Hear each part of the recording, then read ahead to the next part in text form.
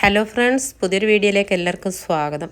ഈ ചൂടുകാലത്തിന് പറ്റിയ അടിപൊളി ഒരു ഡ്രിങ്ക് തയ്യാറാക്കിയെടുക്കാം.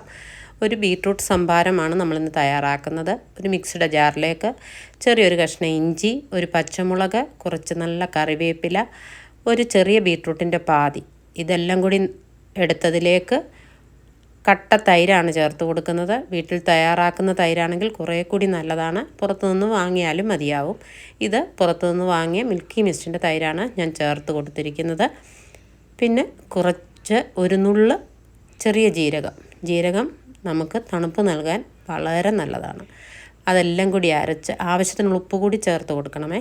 അതും ചേർത്ത് കുറച്ച് ഐസ് ക്യൂബ്സ് കൂടി ഇട്ട് നമുക്ക് കുടിക്കാവുന്നതാണ്. ഈ ബീട്രൂട്ടിൻ്റെ രുചി ഒരു കമർപ്പുണ്ട്, അതൊന്നും അറിയില്ല. വളരെ ടേസ്റ്റിയാണ്, ഹെൽത്തിയാണ്, ഉണ്ടാക്കാൻ വളരെ എളുപ്പമാണ്.